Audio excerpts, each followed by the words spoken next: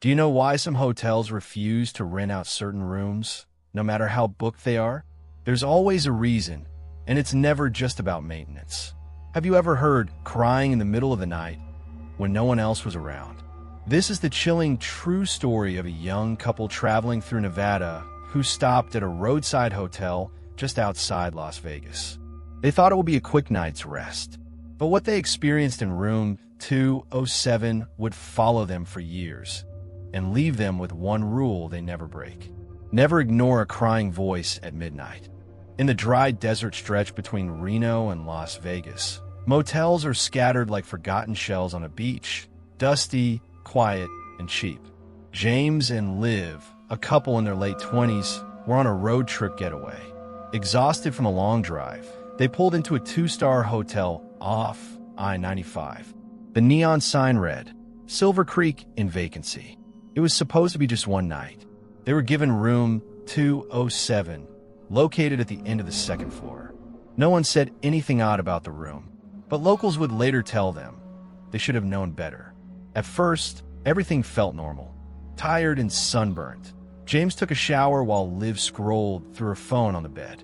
The room had a slightly musty smell, like old carpet, and the walls were thin, but nothing out of the ordinary.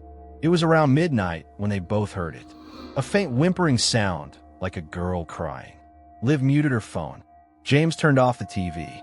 They listened. The crying grew louder, but when James checked the hallway, no one. They tried to sleep, but the noises grew stranger. Furniture creaked when neither of them moved. The bathroom light flickered on by itself. The girl sobbing, asked coming from inside the room. Then Liv whispered, James, the mirror, written in the foggy glass. Please help me. The temperature dropped fast, unnaturally cold. James grabbed his phone to record what was happening, but the screen wouldn't turn on. The air turned thick, like trying to breathe underwater. And then came the scream. High-pitched, heart-wrenching, full of terror. The kind of scream you don't forget. It echoed through the room like it was coming from all directions at once. Liv clung to James as the bathroom door slammed shut. Something banged from inside, over and over. James gathered the courage to approach. When he opened the door, the shower curtain was torn down, and the words "they hurt me" were scratched into the tile with something sharp. Liv screamed. Standing in the corner of the room, only visible in the mirror, was the shape of a girl. Soaked hair, dark eyes, a torn dress.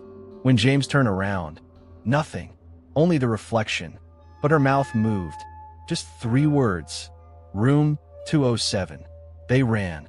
They didn't check out. They didn't speak to anyone. They drove through the night in silence. Days later, curiosity won.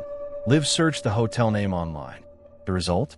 In 2003, a 14-year-old girl was kidnapped by 2 men and taken to room 207. She was never seen alive again. Staff only discovered her body 3 days later, hidden beneath the mattress. The killers were caught. But ever since, strange reports came from room 207. Crying, voices, pleas for help. Some guests claimed they saw her. Others said she just watched. But one thing remained the same. She always cried at midnight. James and Liv have never stayed at a roadside hotel again. They still talk about that night, but only when asked. It wasn't just the crying or the flickering lights. It was the feeling of being watched, the sense that something lost and desperate was trapped there. Their story joins dozens of accounts from Silver Creek and guests who unknowingly stayed in room 207. Whether you believe in ghosts or not, there's something deeply disturbing about visiting a place where unspeakable pain once occurred. Some spirits don't move on. Some wait, still hoping someone will finally hear their cry for help. James said it best. We didn't check out, but she checked in and never left. Have you ever stayed somewhere that felt off? Heard a voice, seen something in the mirror, or felt like someone or something was watching you? Share your paranormal experience in the comments below. We feature real stories in upcoming episodes. If you enjoyed this haunted tale, be sure to like, subscribe, and turn on notifications so you never miss another midnight scare. Watch next, our story asterisk. And remember, not every scream comes from the living. Not every hotel room is truly empty. And not every night ends with sleep.